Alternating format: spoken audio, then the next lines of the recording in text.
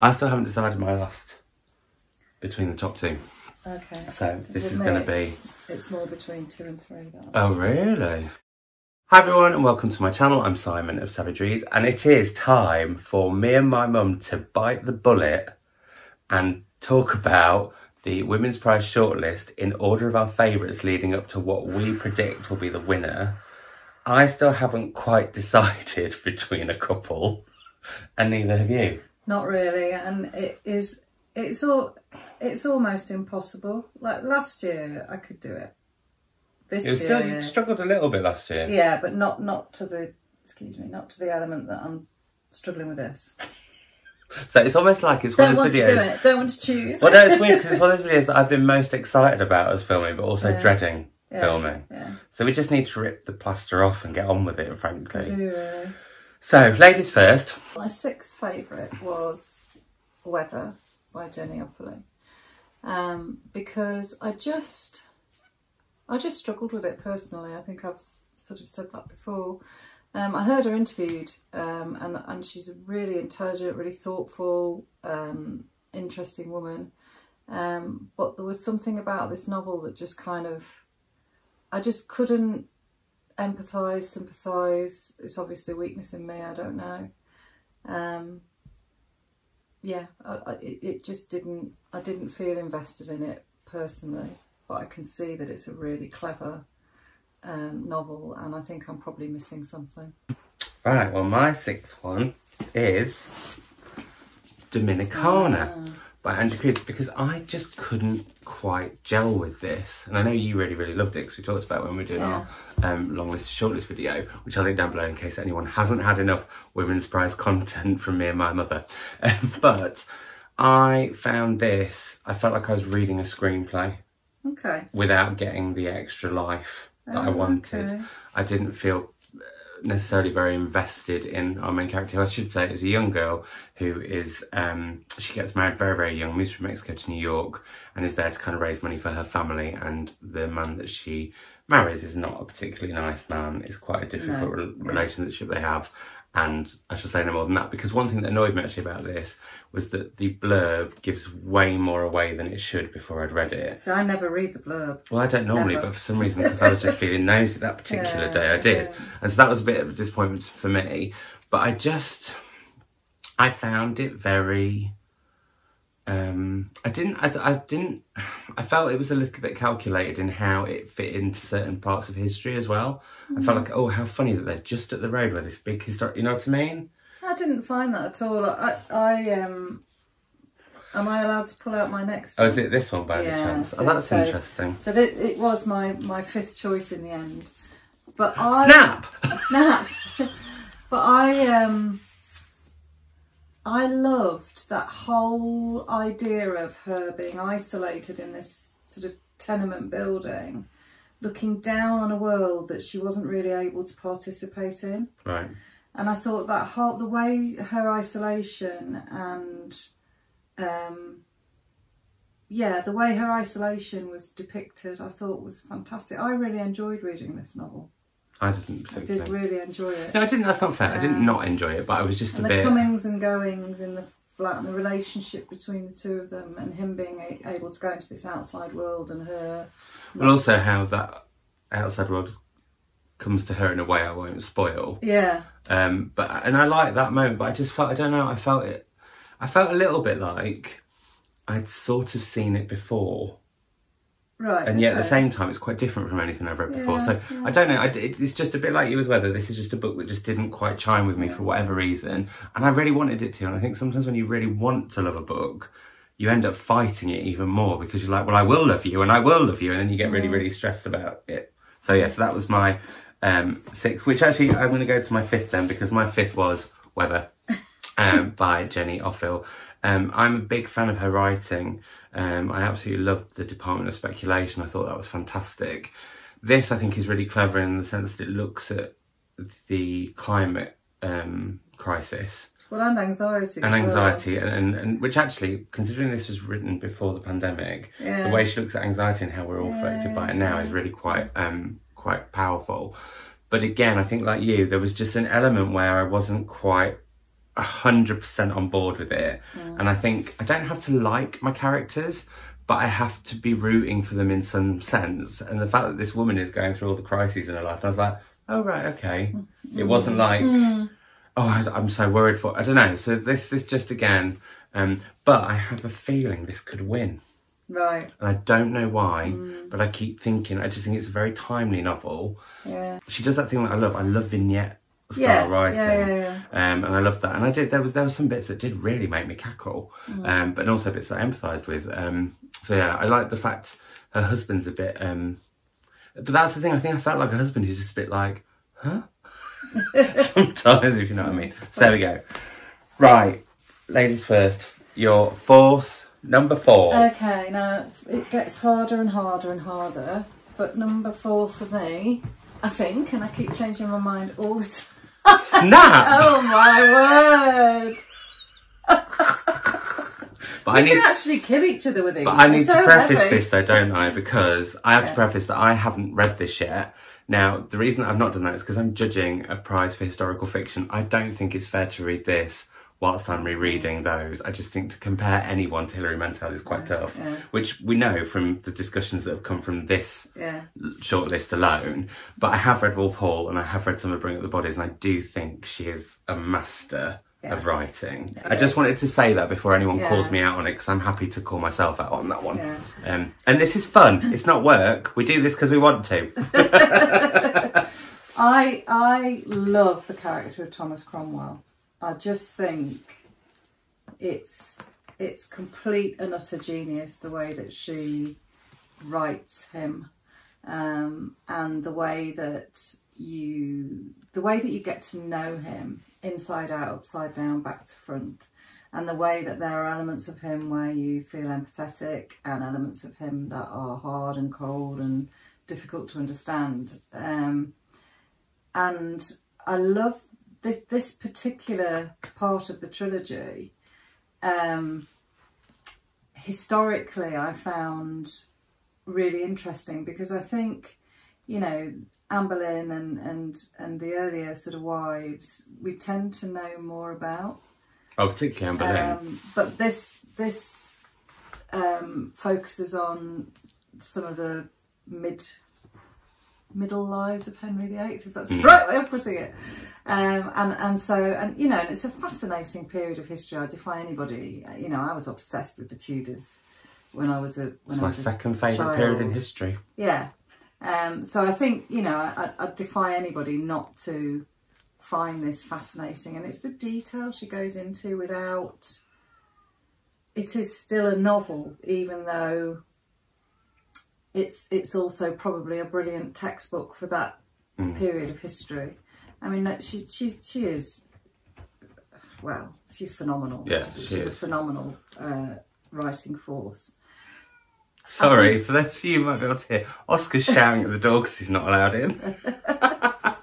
Sorry. And I question why I haven't put this further up my list, and I think some of it is to do with the fact that I know the character already. Well, I also have to say, I find that whole trilogy thing with the prize really tricky. Yes, that's what I was going to say, and the fact that Wolf Hall, I'm not saying the writing hasn't evolved, because I noticed in Bring Up the Bodies it evolved in a different way, and I did have a little skim of some of this, and I thought the writing is incredible. Like, sentence for sentence, paragraph for paragraph, page for page, she is flawless. Phenomenal. Yeah. But I also think with prizes, Wolf Hall, I've met these characters before. I mean, obviously one of them is dispatched very early on. But also I noticed that when I was going through a bit of it at the beginning, it's also a bit of a recap that happens here. And that I thought was a little bit like, I don't know. And that bothered me. And that was where I thought, this feels like a book in a series, because you get that short, sharp, this is the catch up, then we move on to, and that just was. But that's what's going to happen when you're doing a trilogy. So, yeah, so we'll see what happens. And also, when you've got a memory like mine, I'm grateful for that. But I do think she's an incredible writer. I'm very sad that she's not going to write any more historical fiction, which she has announced. Right, so, ladies first, number 3. Oh, yeah. Now, this is impossible. This is where it becomes... Sorry. I knew you'd be horrified. But for me, I absolutely adored this. I adored the experience of reading it. I adored all the different characters we met and the way that their lives are sort of interconnected and sort of not. I loved reading about characters from very different backgrounds from my own. I think it's beautiful. I think the way that she writes bowls me over. But it hasn't stuck with me. Some of those characters have drifted away. You know, I would struggle now. And again, very often it's to do with when you read something. And I would really love to read it again, because I think she is an amazing writer. And I knew you'd be annoyed with me. I'm not annoyed. But I've got to be honest. You've got to make your own decisions. Yeah. What happens after this video and the rest of the day and the rest of the weekend being spoiled? Me again, you know why? No, we've got. But it is. You know, I do adore it. And the other thing that I love is, because I've raved about it, and some of my young teenagers at school have really loved this. And teenagers who don't read very much, who've read it and adored it, and I think that's fabulous. So you know, it's definitely a phenomenal novel. It is. I'm well aware.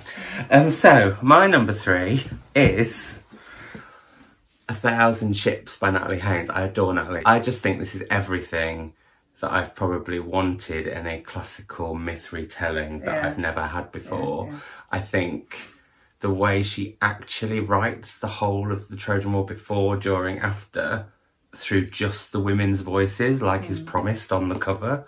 Not to make a point about another book that we've read together before, but I thought that was incredible. And I also loved the fact that if you've never read any classical myths or anything before, you can come at this fresh and I think you'll still really get it, because there's a humour in there, there's a passion in there. Like, Natalie's so passionate about the classics, and it's, I think, like, it's a book that I want everyone to read, because if you liked Circe, if you liked the Song of Achilles, or even if you loved them, I think this one it's another level for me. So yeah, okay, love it. Am I going next? I'm really stuck. Is it me or you next? It's you, because I'm doing ladies first, because then I feel less pressure. You're not cheating, are you? No, no. But I'm my number 2 is this, which of course Simon has just spoken about. I was worried about reading this, I can't lie, because like you, I think Natalie's fantastic, and if you ever get a chance to go and see one of her live shows, or listen to her on Radio 4, or listen to her on the radio, Stand Up for the Classics, it's phenomenal. And I was very worried about reading this because the story of the Trojan War is so close to my heart, and there's a danger when I read a reinterpretation that I feel like the toes of my interpretations are being trodden on, if that makes sense. And I started reading it feeling I really feel I need to love this book, which is not a great way to start. But it was not a problem. I think I read this quicker than anything I've read all year. I could not put it down. And it's the way that the characterisation of those women is just fabulous. They're all so different from each other, and actually it's got a lot in common with Girl, Woman, Other in that regard. You know, you've got women of all ages, from all different backgrounds, from different places. I love the fact it gave voice to the Amazonians, because I didn't know anything about them. Yeah, and some very obscure characters from mythology in here as well, who you wouldn't normally hear about. And what I couldn't help was the voice of Penelope, just to me sounded like Natalie herself. She did say, I interviewed her, and she does say she's in all of them. Yeah, but I felt Penelope was so her. I couldn't help hearing her speech rhythms in the... I think she does the audiobook, possibly. I bet that's good. Right. So I might have lied. I think it's fabulous, and I do think it's important to keep these stories alive. You know, they're very powerful stories, and I think it's important that we keep reinterpreting them. And I mean mythology from all parts of the world, not just from the ancient Greek world. Well, you also said one thing that I remember you saying when we were doing Long List to Shortlist, was you love this because she almost takes all the different types of the characters that we've seen before and sort of amalgamates them, but also makes them completely her own. Yeah, absolutely. And that's a really deft they're sort of very true to. There was nothing that sort of didn't chime potentially with my own interpretation. Yeah, no, I loved it. Right, I've got to. This is actually making me feel a little bit sick, genuinely, and it does make me upset because the book that I'm going to share, I just think is so phenomenal. Well, these final two are both so phenomenal that it's the first time I've ever believed that a prize should be shared. What? I'm not going to do two. I'm going to do what my number two is, because I've been a prize judge and that's what you're meant to do. So, Girl, Woman, Other is my second. Now, this changes daily, I will say, and I was always tempted to say, Mum, can we record a two-ended thing? I've actually read this a second time, and after reading it a second time, I thought, right, that's going to be my winner. And I think this book, you know, I've talked about how much I love this book. It's my favourite book of last year by a country mile. I think she's phenomenal. I've read more of her stuff this year, and I think that's as phenomenal. Like The Emperor's Babe is just ridiculous. That's brilliant. And ridiculous in a brilliant way, I mean. And this book has, it covers so many things that I'm really passionate about, like, you know, I love the fact there's a trans character in here. I think that's really important. It looks at gender, it looks at sexuality, it looks at race, it looks at all those things. And the way she creates this patchwork of characters that all come together in ways that you can't quite, you can't quite see it, but also at the same time she does it. And reading it a second time, I loved it even more. Actually, that said, I do really want Boomy to have a whole book about herself, because I'm obsessed with her. I think she's amazing. So, but yeah, so this was a really hard decision for me, but, well, I'll say why I chose the other one over this one shortly, because it does mean, and we can reveal this at the same time, yeah, how weird. And I'm quite shocked that we've both agreed. I'm really shocked. Campaign savage here.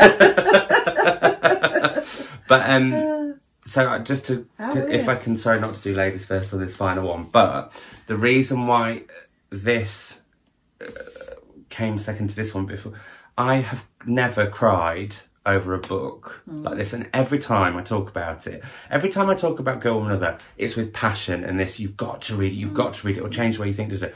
Every time I talk about this one, it's, I almost can't talk about it because I get so emotional. I've never experienced that in a book before. No. There are emotional points in Girl, Woman, Other, and it did get to me in lots of ways. This left me pretty much a wreck. And I think I've never read a book that... I've read lots of books that celebrate love. So you're stealing my words because... Sorry. No, it's fine, because it's really interesting that you're responding to it exactly as I am. I want to cry when I talk about it now. I have never read a book that I have felt so emotionally engaged with, and that emotion has stayed with me. Now, I wonder if, because this is a book really about grief, isn't it? Yes. It's about grief, it's about loss, it's about a lack of connection, it's about being separated. And I feel like I should say, sorry, this is about Hamnet, who was Shakespeare's son. Yes. And he died very young, and we meet his family. Just like I should have said, this tells of a wide range, I think it's 12 women, Girl, Women and Other, since 1900s, basically go backwards, and it looks at race and the stories of black women at that time, because I didn't realise we hadn't given an update on what that was. And I think that there are several things here. Grief is universal. It doesn't matter who you are, it doesn't matter what your background is, it doesn't matter. You know, she captures something in this novel that is just so much part of the human condition. And she confronts it, I think, in a very, very brave and honest way. And you're reading it and you're thinking, you know, gosh, that's exactly how I felt, or cathartic reading this, even though it's you know, it is intensely moving. I felt that wonderful sort of, I can let that go now. At the end of it, it's beautiful, and also I can still walk the rooms in this novel, and I can still see the fields and the plants that she talks about, and there's that whole business of that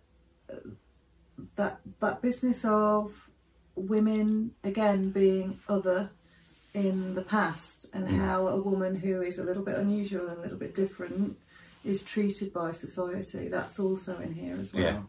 And Agnes is one of my favourite characters that I've read in a long time. But also one of the things that I think is so powerful about the way that she writes. I don't think I've ever read, like I was going to say, I've read a lot of books about love and felt that pure essence of love. Probably not as concentrated as I felt in this, but I've never read grief written like this. No, I haven't. And what I think is so clever about it is the love that this pureness of love that she writes in the first half of the book. When the tragedy comes, it makes it triply powerful. Yeah, it does. And the grief, therefore, is all the more powerful. Yeah. I also like the fact it looks at miscommunication. Yes, I also think it's relevant to now because of some of the subject matter around plagues. That's very much about now. Yeah. Also, like you said, about othering people, and the fact that, you know, Agnes has something a bit, I wouldn't say extra, but I mean spiritual and magical about her. Does. Yeah, she does. And she's very misunderstood, and also but not by everyone. Yeah, and I also think what's so clever is Shakespeare's name is never mentioned. No, I was just going to say that. So it doesn't matter about him if you really think at all. It's about his him. absence. Yeah. No, I think this should become a real classic. We were talking about that, weren't we, yesterday? Yeah. About, you know, what books do you think will stand the test of time? And I should say that was in a live video, which I'll link down below. Yeah, and I feel as though this should. Yeah. Isn't that interesting that we both picked this? Well, also I think that we both felt so similarly about it. Yeah. Because we don't always agree on books, like massively, but yeah. Well, yeah, I think it's well, that's our thoughts. So we'll know this time tomorrow as this goes live. Yeah. As we record it, we've got 2 weeks to wait. And also, what I wanted to say about this is that it not only did it make me cry emotionally, it made me cry because some of the prose is I've not read prose like that. I can see the light in the rooms and the floorboards and the everything. I read this with Mercedes. We were both tapping almost every single page as we buddy read it, like catching. And also, I never do this, but we were reading sections to each other and just it was really.